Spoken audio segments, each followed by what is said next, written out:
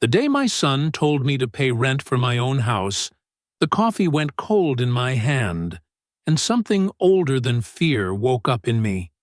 The words came out of his mouth so calm, so matter-of-fact, that for a second I thought I'd misheard him. He stood, in my kitchen, the same one where I'd taught him to make pancakes when he was 8, and said, "Starting next month, you pay $1,200 a month, or you find another place to live." I stared at him. The smell of the percolator filled the room. The old wall clock above the stove ticked loud enough to measure the silence between us. I said quietly, "This house is mine, Ethan. Paid off in 2018. Remember? Your mother threw a barbecue that night." He didn't blink. He just slid a folded paper across the table. An agreement, he called it.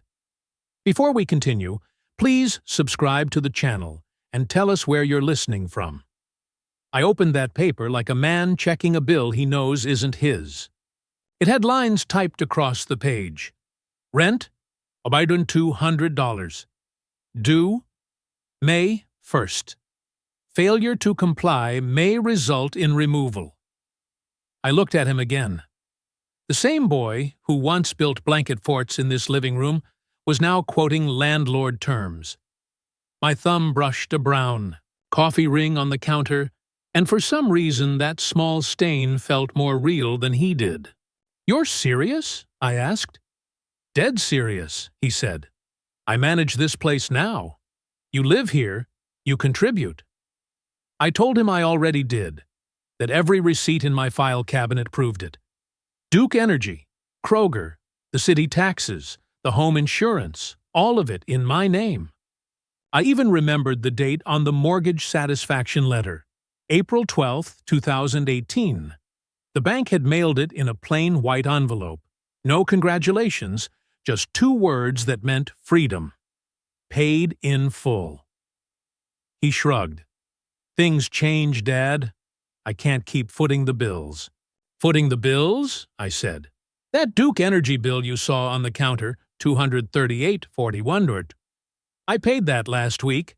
And those groceries you're eating? The $126 from Kroger came out of my pension check." He looked away, pretending to check his phone. "I'm just saying it's fair." Fair. That word stuck like a nail in my chest. I'd worked 35 years climbing poles in freezing rain so he could go to college. Fair. I swallowed hard, folded the paper, and slid it back to him. "You'll get your answer soon enough." That night, when the house had gone quiet, I found a yellow post-it on the fridge. Remember, rent by May 1st. His handwriting looked casual, almost cheerful. I peeled it off and stuck it to a folder I labeled Evidence. Inside, I placed the April Duke Energy bill, the Kroger receipt, and a photocopy of the deed.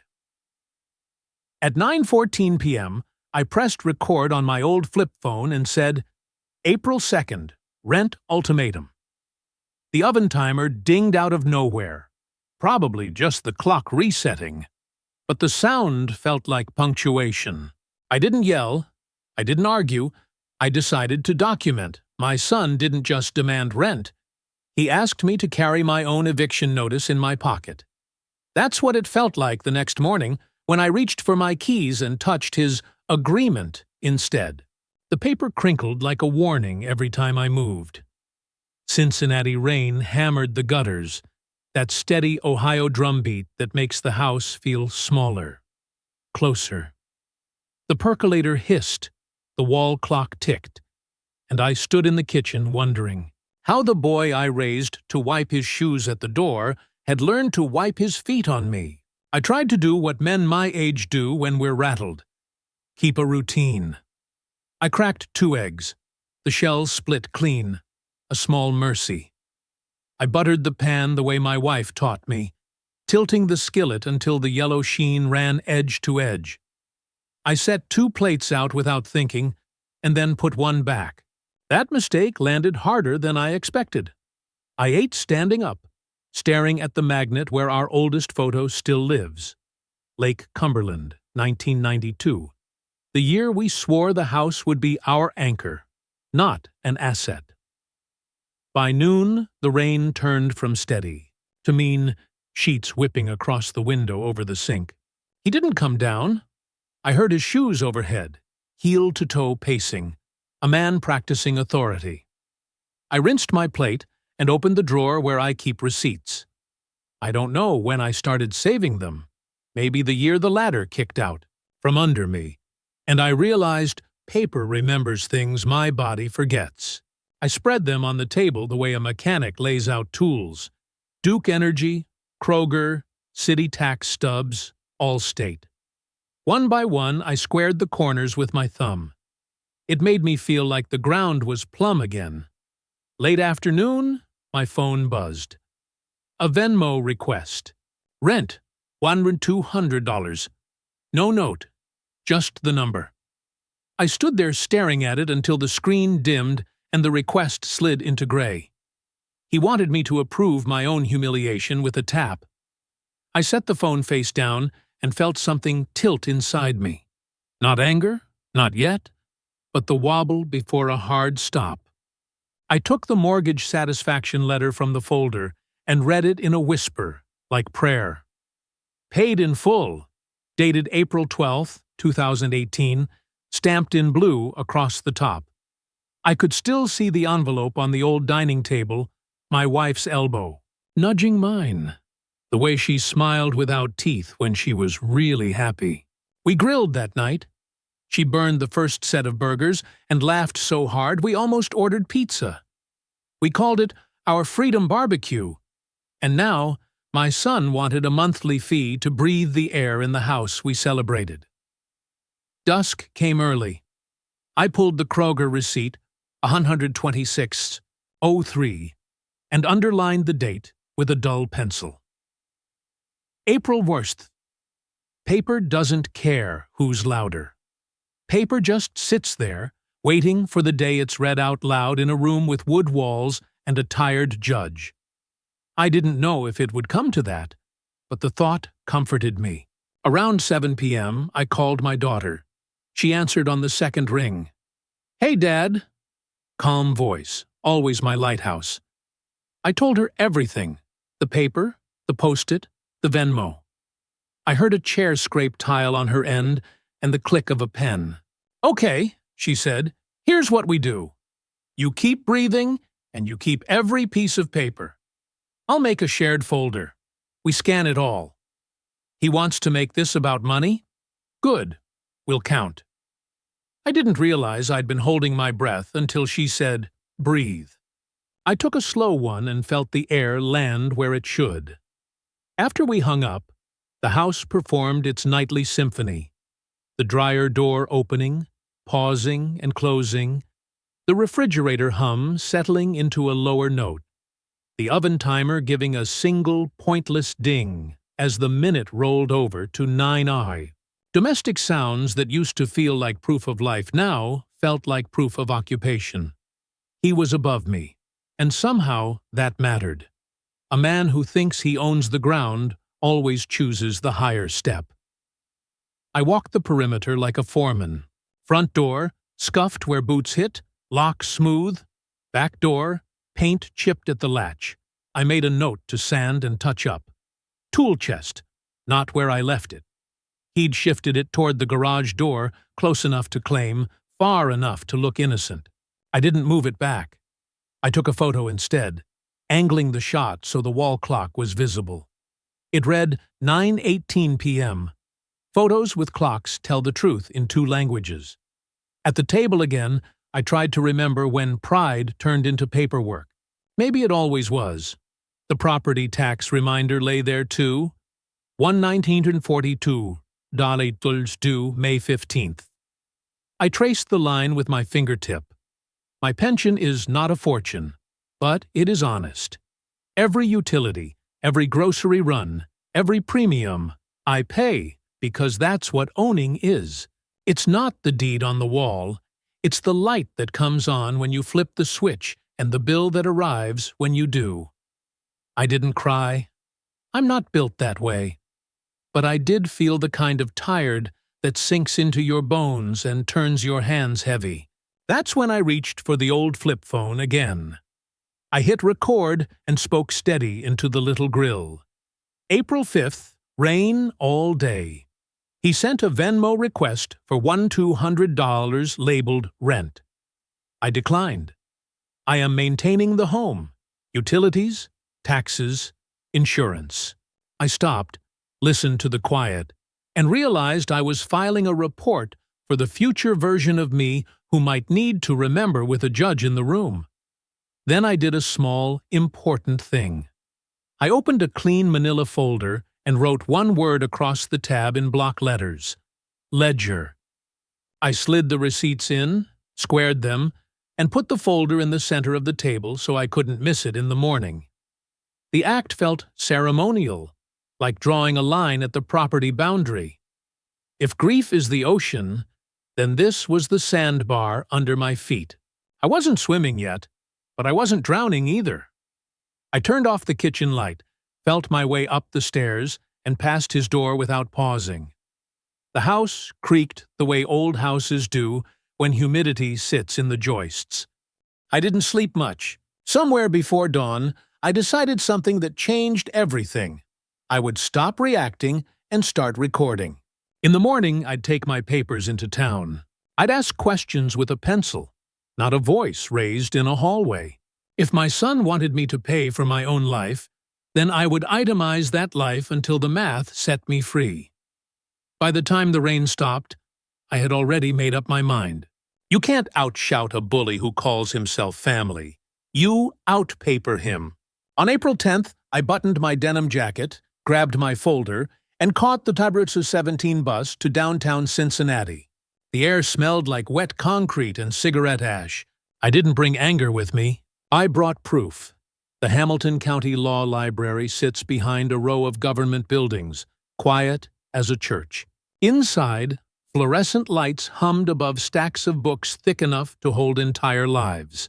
I asked the clerk where I could learn about ownership disputes between relatives. She looked up over her glasses, maybe seeing the whole story in my face, and said, "Try the legal aid office on Court Street." At 2:45 p.m., I walked through drizzle to a small suite labeled Legal Clinic, Family and Housing Division. A young attorney named Ms. Rivera shook my hand. Soft voice, sharp eyes.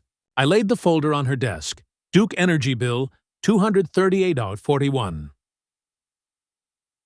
Schachters, Kroger receipt, 126.03. Mortgage satisfaction letter, April 12, 2018. She listened without interrupting, then said, "Ohio's a one-party consent state. If he threatens or coerces you, you can record it. Just keep everything dated and stored."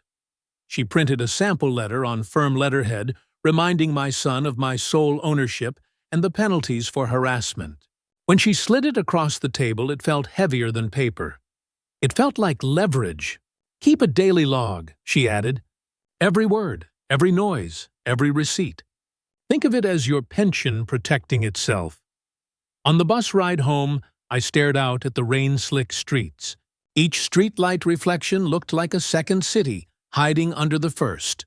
One made of light, one of record. That's the world I was stepping into. Every fact mirrored, time-stamped, filed. I stopped by the county recorder's office. The clerk, a man with coffee breath and a Reds cap, pulled up my parcel record. "Yep, house is in your name only. Paid off, April 12, 2018. Want a certified copy?" I nodded. He pressed a blue stamp, April 10th, 3:42 p.m., and slid the paper through the glass slot. I folded it once and tucked it behind the mortgage letter, like armor plating. On April 12th, my neighbor, Mr. Cates, caught me at the mailbox. He still wears his old postal carrier jacket, even in spring. "Saw a guy take a delivery off your porch yesterday. Looked like your boy. Package never made it inside?" I told him it hadn't. He jotted the time on an index card. 2:17 p.m. Neat block letters. "Habit dies hard when you've timed a million routes." I slipped the card into my folder. Proof number 5. That evening, I sat at the kitchen table and replayed the Venmo request on my phone, then took a screenshot with the timestamp visible.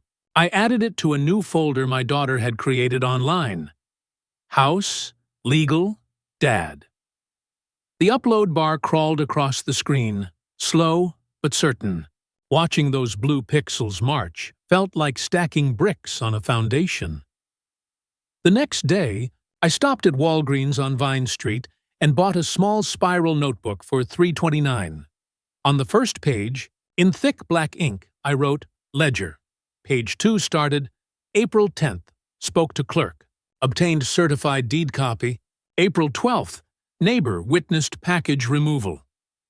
The act of writing steadied me. Each line was a rail between the past and the courtroom that waited somewhere ahead. I spent the rest of that week cleaning quietly. Every drawer I opened held another reminder of the years this house had carried us. Birthday candles, tape measures, a child's crayon drawing labeled Dad Fixing Stuff. I didn't cry, I cataloged.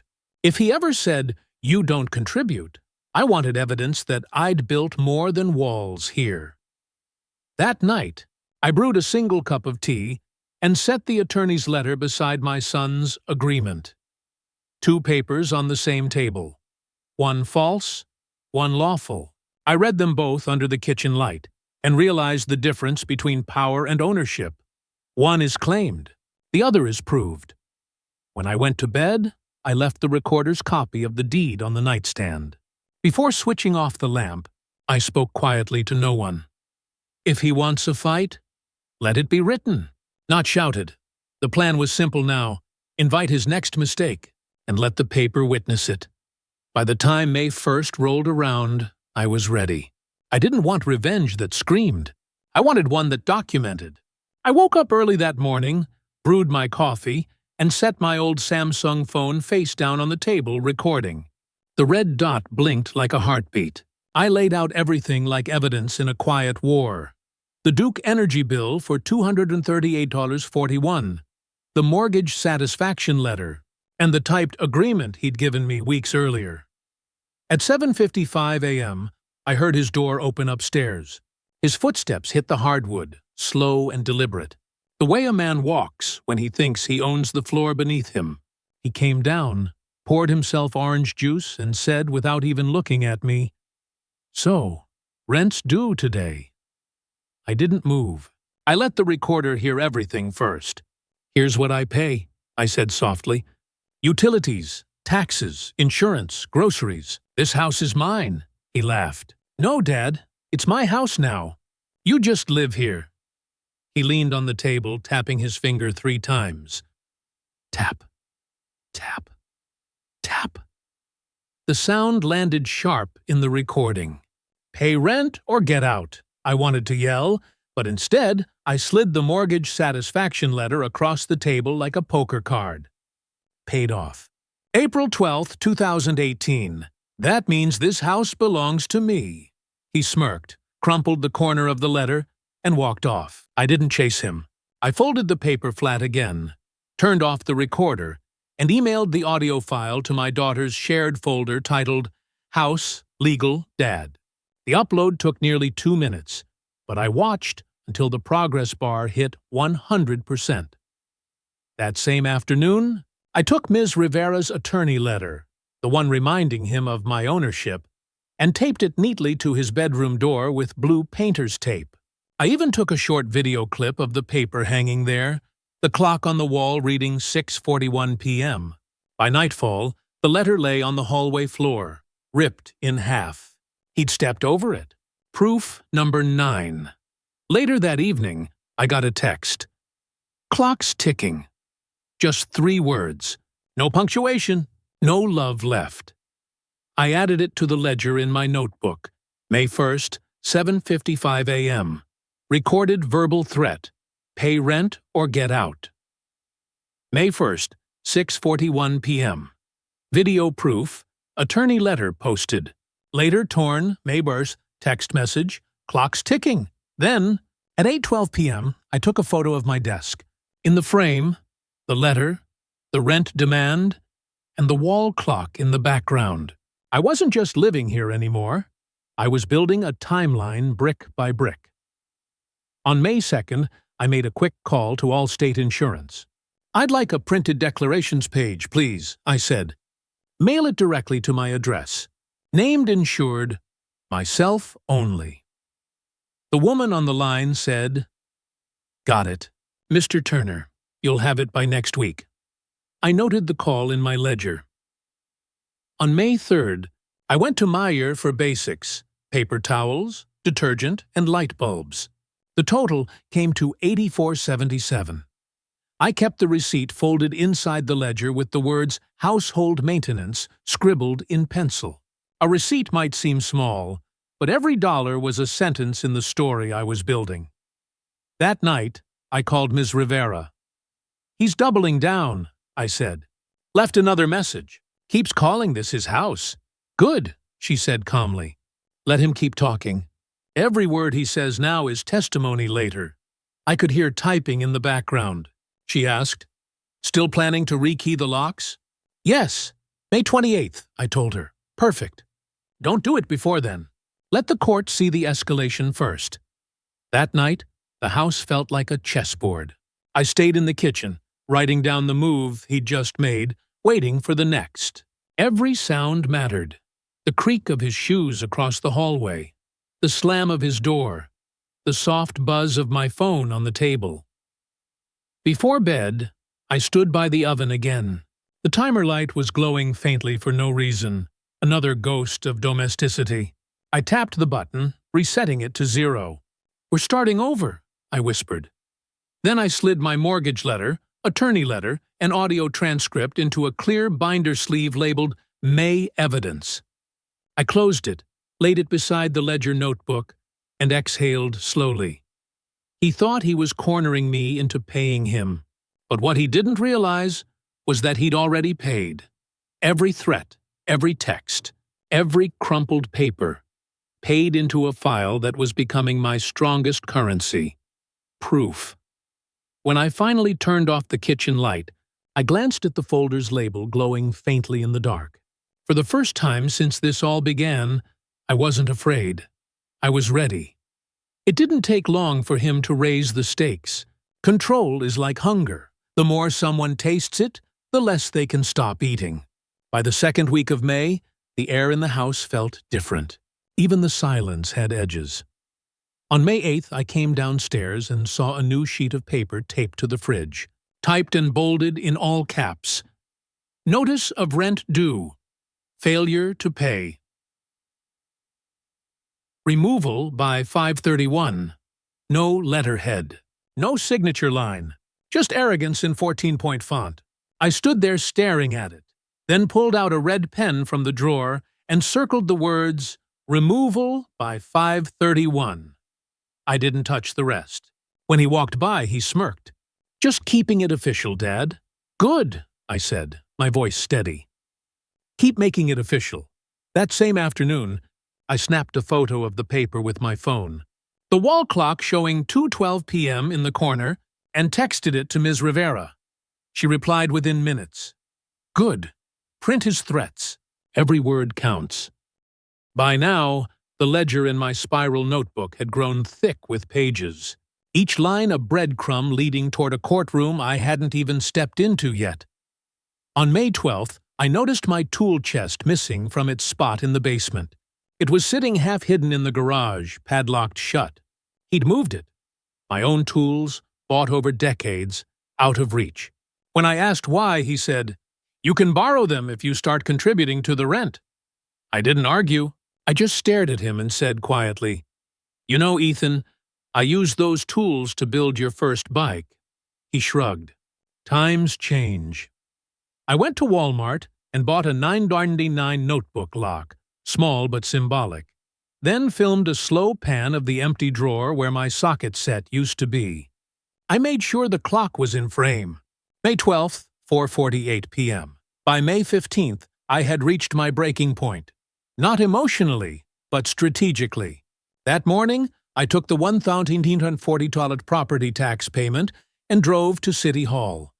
The clerk stamped the receipt, paid 10:22 a.m. I stared at the ink drying on the paper, thinking how the word paid meant two entirely different things to two entirely different men in the same family. I slipped the receipt into a plastic sleeve, labeled it Taxes, Proof of Ownership, and took a photo of it beside my coffee mug when I got home. That evening, I visited my neighbor, Mr. Cates, and told him what was happening. He didn't look surprised. "Heard him on the porch the other night," he said. "Told someone on the phone, it's my house now."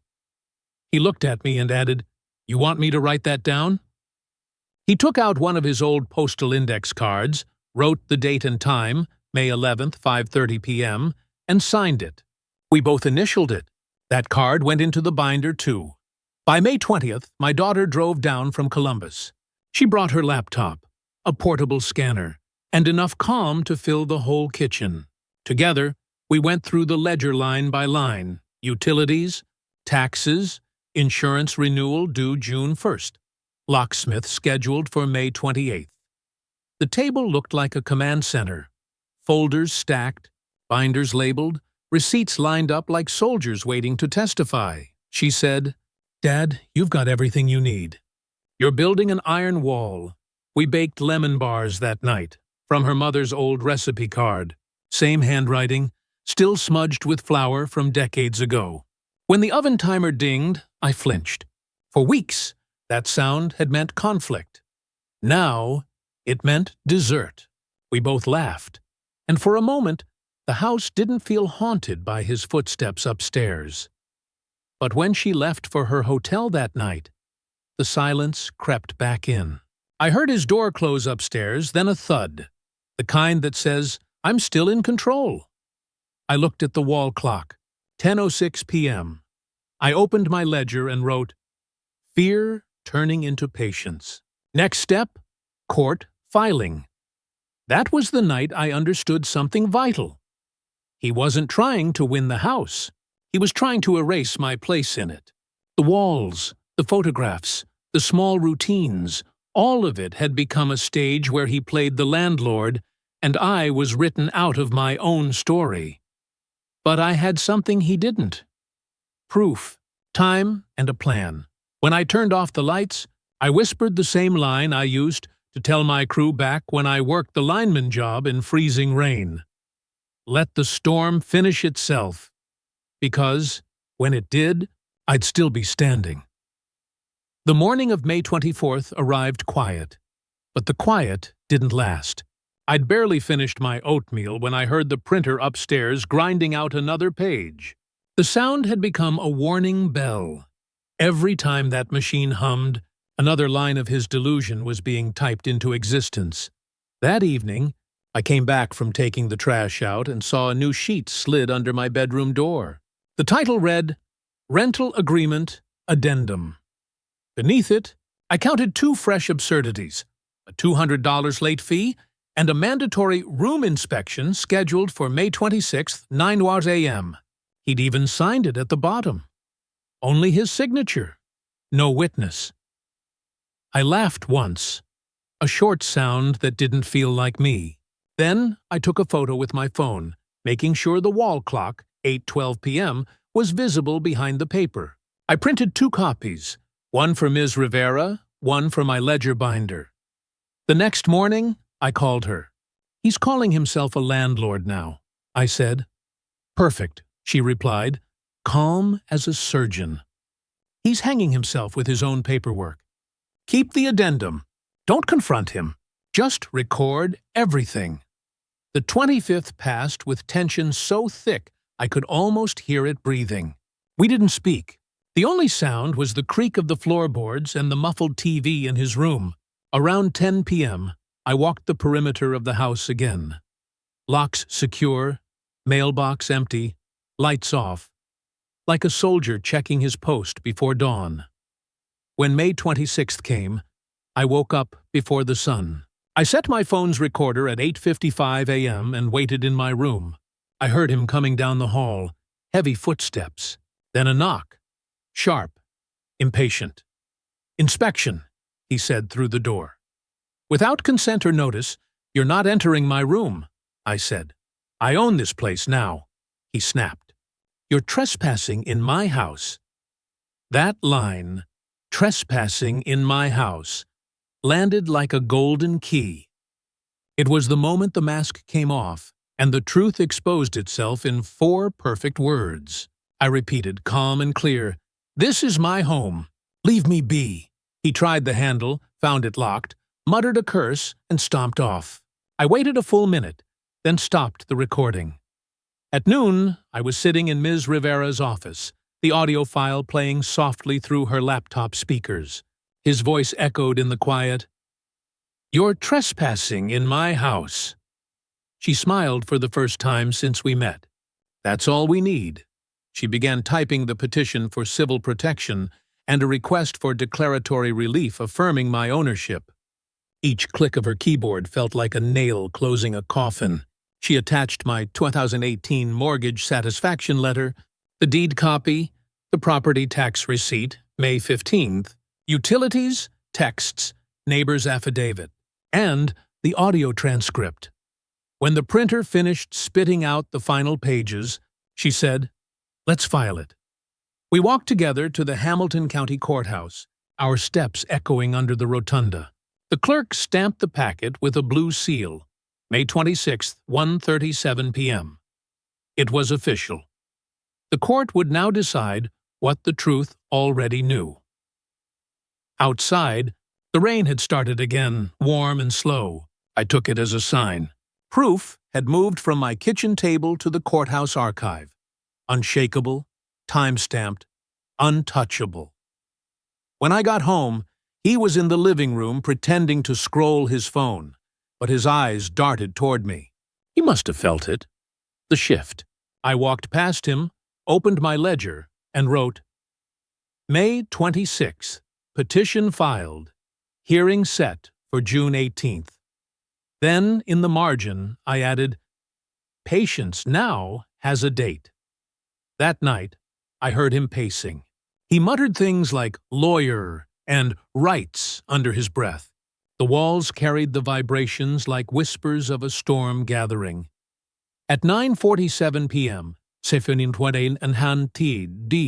my phone buzzed with a text from my daughter. "You did it, Dad. Paper beats pride."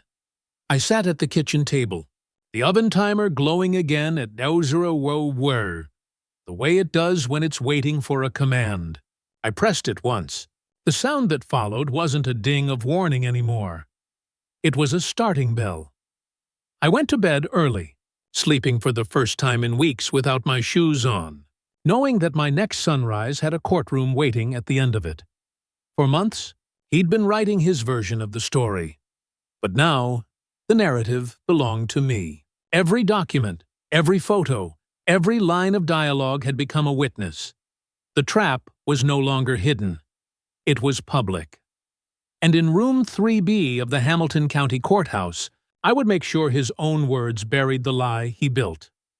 June 18th, 2025. The morning light hit Cincinnati like a slow drum roll, and for once, I didn't dread waking up. I put on the same gray suit I'd worn to my wife's funeral, a suit that carried weight, memory, and dignity. I straightened the tie she'd picked out for me years ago, the navy one with faint diagonal stripes. The air outside smelled like cut grass and rain-soaked pavement. I held the blue folder against my chest, the one marked Ledger, House, and whispered to myself, Today, we put this ghost to rest.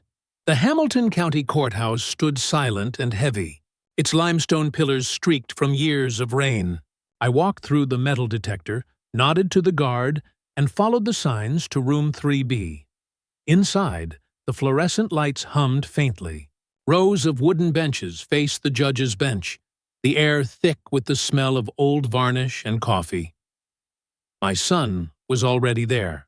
He sat 2 rows ahead, tapping his foot, arms crossed like he owned the oxygen in the room. When he saw me enter, he gave a small smirk, the same one he wore when he used to bluff during poker night. But I wasn't holding cards anymore. I was holding proof. Ms. Rivera leaned over and whispered, Deep breath, Mr. Turner. You've got the paper. He's got the attitude. Judges read both. At 9:01 a.m., Judge Harrigan entered. Everyone rose. Her robe swayed slightly as she sat, expression calm but sharp. The clerk called the case. Turner v. Turner. Petition for declaratory relief and civil protection. My heart didn't race. It steadied. I had been waiting for this moment since the day that yellow Post-it hit my fridge. Ms. Rivera opened with a single page. Your Honor, this is the deed to Mr. Turner's property at 441 Fairview Avenue, and this is the mortgage satisfaction letter dated April 12, 2018, marked paid in full. She handed both to the clerk. The paper shuffled up to the judge's desk. Then she played the audio recording. The room filled with his voice. Pay rent or get out. You're trespassing in my house. The words echoed off the paneled walls, sharp and arrogant. The silence that followed was louder than any shout. Ms. Rivera let the pause hang. Those are my client's son's words, recorded lawfully under Ohio's one-party consent statute. This was not a misunderstanding.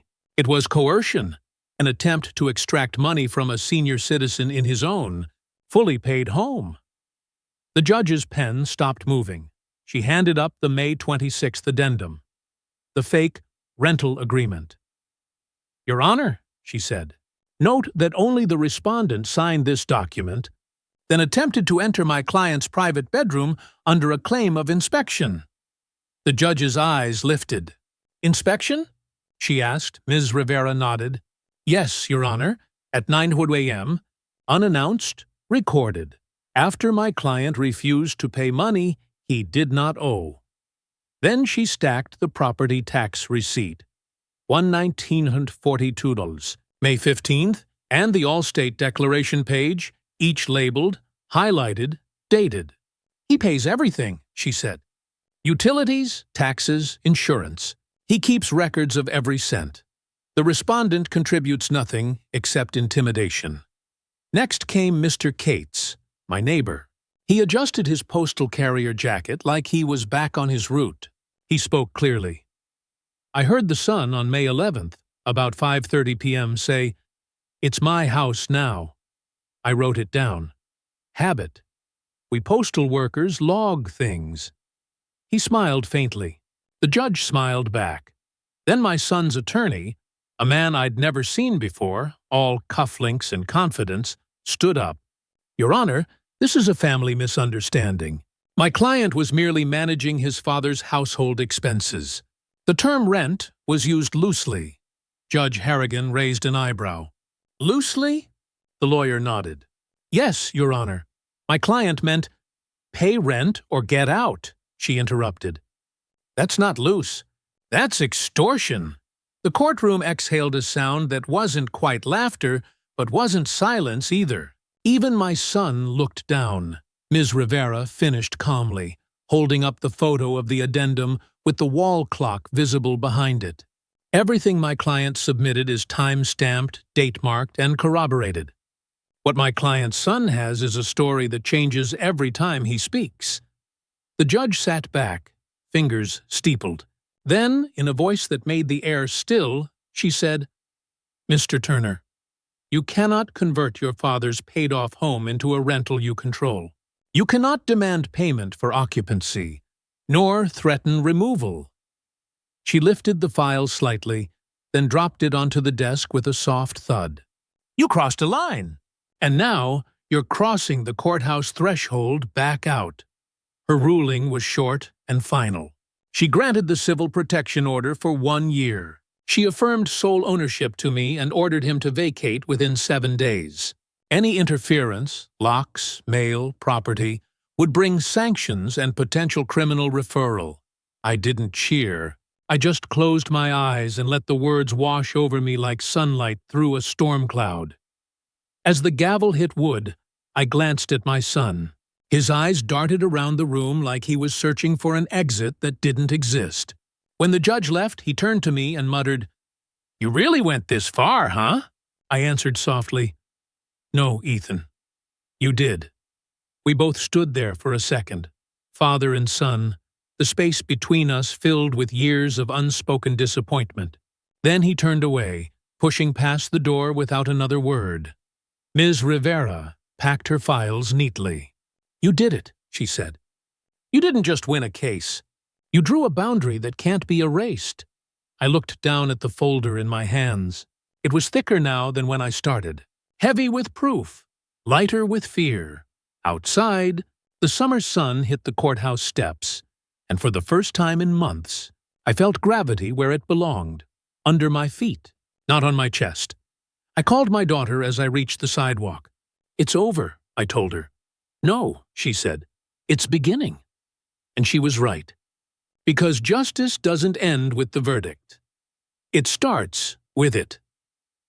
I looked back at the courthouse doors, exhaled and whispered, "Freedom," stamped and filed. The wind off the Ohio River carried that sentence away, but it didn't matter. It was written where it needed to be, on the record. June 20th, 2025. 2 days after the verdict, the mail brought something I hadn't seen in months. Silence. Not the heavy kind that presses on your chest. The clean kind that lets you breathe. For the first time in weeks, no threats sat taped to my fridge. No footsteps shook the floorboards above. Just the soft tick of the wall clock and the faint hum of the refrigerator. My house sounding like itself again. That morning, Ms. Rivera called to confirm the details. "The judge signed the written order," she said. "He has until June 22nd, 2 p.m. to collect his things, supervised by a deputy. I've already arranged it," I thanked her. She added, "One more thing. Rekey your locks the day before. Not as revenge, just to restore peace." The next day, I did exactly that. The locksmith arrived right on time, June 21st, 11:43 a.m. A quiet man with a small kit and hands that knew patience. He worked the old brass Schlegel locks until they clicked, clean and final. The invoice came to $189, signed and dated. I placed it in a plastic sleeve in the binder under the tab marked Restoration. When he left, I stood on the porch, key warm in my palm. The new one cut perfectly for me. That small piece of metal felt heavier than any gavel. The following afternoon, right on schedule, a sheriff's deputy pulled into the driveway. A silver Tacoma truck idled behind him. My son at the wheel, a friend beside him. He looked smaller somehow, like a man stepping onto a stage after the audience had left. The deputy's clipboard rustled. 2 to 4 p.m. pickup window, he said. "Let's keep it simple." I nodded and stepped back. The house wasn't his battlefield anymore. It was a neutral zone now, protected by law. He went in and out, box by box. Shoes, clothes, old trophies, half a toolbox. Everything he claimed. Everything I didn't stop him from taking. But when he rolled the red tool chest toward the door, the deputy raised a hand. "Hold up," he said. "Serial card?" I opened my binder to the photo of the tool chest from May 12th. Serial number visible. Time-stamped. "It's mine," I said. The deputy compared the number, then looked at my son. "He's right." Ethan's jaw tightened. "You really documented everything, huh?" "Every bolt," I said. "Every lie." He stood there, staring at me for a second, then pushed the empty dolly back into the truck bed. The sunlight caught his face, and for a flicker, I saw the kid who once helped me fix the back porch, handing me nails one by one. Then it was gone. He closed the truck's tailgate with a bang and said, "You made this ugly." I didn't raise my voice. "No, son," I said. "You made it public." He hesitated, then reached into his pocket and slipped a folded paper into the mailbox. The Tacoma rolled away, dust trailing behind. The deputy waited until he was out of sight, then handed me the paper. It was a handwritten IOU. "Utilities owed $300, scrawled in his handwriting.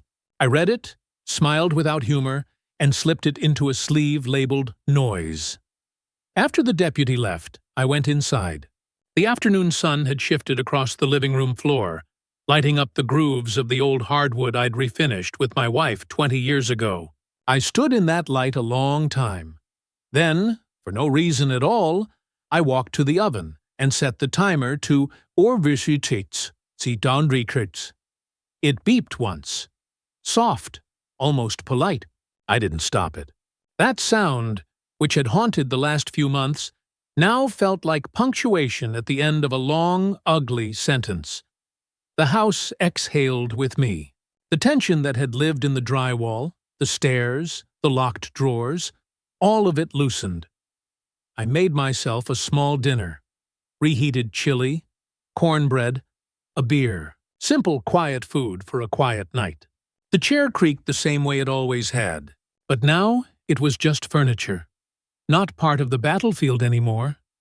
When I turned off the lights, I looked one last time at the hallway where he'd taped his rent notices. The paint there was slightly lighter, squares of memory where the paper used to hang. Some scars never fade completely, but they stop hurting once you name them for what they were. Warnings, not curses. That night, I slept with the new key on the nightstand. My daughter's text glowing on my phone. "You did it, Dad. Proud of you." For the first time in months, I didn't wake up to fear. I woke up to ownership. The quiet kind. The kind no one can take with words again. June 24th, 2025. When I woke that morning, the house sounded new, like it had exhaled after holding its breath for months. The hum of the refrigerator, the squeak of the stair railing, even the ticking clock. All the small noises that once felt like reminders of conflict had turned into the quiet music of survival. I made my coffee, sat at the kitchen table, and opened the blue binder that had carried me through every storm. Inside were the pages that rebuilt my dignity. The deed. The 2018 satisfaction letter. The property tax receipt stamped paid 10:22 a.m., and the court order signed by Judge Harrigan herself. Each document looked ordinary, just paper, ink, signatures, yet together they were a fortress. By 10 a.m., my phone buzzed. It was Ms. Rivera. "Good news," she said, her voice lighter than I'd ever heard it. "Judge Harrigan's final order is recorded. Sole ownership reaffirmed, harassment prohibited, and the notice is being filed at the county recorder this morning." I smiled. "Put it in the book," I said. "At 10:11 a.m., we'll have a certified copy," she added. "After that, your property file will carry a note. Anyone who tries to claim authority over it will hit a legal wall." I didn't realize how much tension I'd been carrying until that moment. My shoulders dropped. My hands stopped shaking. For months, I'd been living proof that justice wasn't loud. It was steady, patient, and paper-thin, until you stacked enough of it together. That afternoon, I took a cab to the county recorder's office myself. The clerk remembered me. "Back again, Mr. Turner?" he said. "Last time," I replied. "This one's for peace of mind." He smiled, stamped the document, June 25th, 10:11 a.m., and slid it across the counter. "You're clear. No one can touch this title but you." I carried that stamped paper home like it was gold.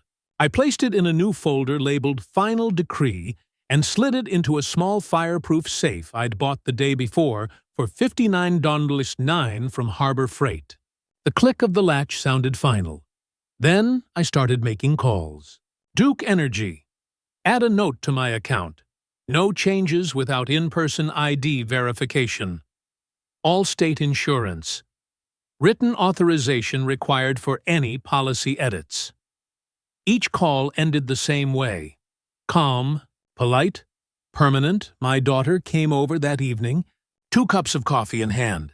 She sat across from me, her laptop open to the shared folder where we'd stored every scan, every receipt, every affidavit. "Dad," she said, smiling, "you turned this house into a courtroom and won." I looked at the screen, scrolling through months of digital evidence. Each file, name a story. Venmo. Threat, charged to $1,200. Fridge. Notice. 5 Matsuate, Audio pay rent or get out. Court order signed. I whispered, proof is louder than shouting. At sunset, we walked through each room together, not to check for damage, but to reclaim space. We opened the curtains wide, letting light fall where darkness used to hide. In the hallway, I paused and said, "This is where he used to tape his notices." She touched the faint square outlines left on the paint and said softly, "Let's repaint it." I nodded. Later, I sat in the living room, binder closed, safe locked, lights low. I wrote a short note to Mr. Cates, my neighbor, and tucked a $50 Graeter's gift card inside. "Thank you for standing up for the truth when others looked away," I wrote. I slipped it in his mailbox after dark. When I returned inside, I stood at the doorway for a long time, letting the quiet wrap around me. Justice didn't come with trumpets or fanfare. It came with silence, paperwork, and a key that turned smoothly in the lock. At 9:30 p.m., I opened my notebook and wrote the final line in the ledger. House restored. Name clear. Lesson learned. Paper remembers what people forget. Then I closed it, placed it in the drawer beside my wife's recipe box, and exhaled. Justice, I realized, isn't about revenge. It's about standing so still that the storm exhausts itself. And now, at last, the house, my house, was quiet enough for peace to live here again. June 27th, 2025. The first real morning of peace had its own sound. Birds. No doors slamming, no arguments upstairs, just the chirping I'd forgotten lived here. I stood on the porch with coffee in one hand and the new house key in the other. It glinted in the sunlight, a symbol smaller than a coin, but heavier than guilt. For weeks, I'd measured my life in documents and dates. Now, I wanted to measure it in minutes, the quiet kind. I started small, tightened the loose banister on the stairs with my 5/16 socket, the same one he'd tried to take with him. When it clicked snug, it felt like closing a chapter. Then I swept the porch, oiled the hinges on the screen door, and trimmed the marigolds out front. My wife loved those flowers, said they kept bad spirits away. Maybe she was right. By afternoon, I decided to make a call. The phone rang 4 times before the voicemail kicked in. "Hey, Ethan," I said. My voice didn't shake. "You're my son, but you don't get to run my life. If you ever decide to talk like family again, the door's open, not the ownership." I ended the call, left it at that. No anger, no need for it. That evening, I went to Mass at St. Francis, my first time back since all this began. Sat in the 4th pew, the one my wife used to choose because it was close enough to hear but far enough to stay unnoticed. The priest spoke about boundaries. He said even in faith, fences are not walls. They're lines drawn to protect the garden. I felt that one. When I came home, the sun was lowering over Fairview Park, bathing the house in gold. I sat at the kitchen table, opened the ledger one last time, and wrote across the final page in steady ink, Phase 1, closed. Beside it, I placed a clean manila folder labeled Phase 2, blank pages, a promise that the next chapter wouldn't be about defense. It'd be about living. Before bed, I decided to face one last ghost. I pulled out the oven manual that had been gathering dust in the drawer. For months, that timer had dinged at random, like it had a will of its own. Turns out, it was just set to auto-signal mode. I pressed 2 buttons, clock, signal off. The display went dark. I laughed. "So much for hauntings," I whispered. I opened the window above the sink. The night air drifted in, carrying a smell of rain and distant barbecue smoke from a neighbor's yard. Normal life sounds, and I was finally part of them again. In the mailbox that night was a June water bill, $44.18. I smiled when I saw it. For the first time, a bill didn't feel like a threat. It was proof that I still lived, still paid, still owned. I paid it online, printed the confirmation, and slid it into the binder. Habit dies slow, but some habits keep you safe. I stood in the doorway of the living room before turning in. The shadows fell softly across the walls. No fear, just stillness, I whispered to the empty room. You're safe now. And for the first time in a long time, I believed it. June 30th, 2025. Morning sunlight poured through the kitchen blinds like a quiet benediction.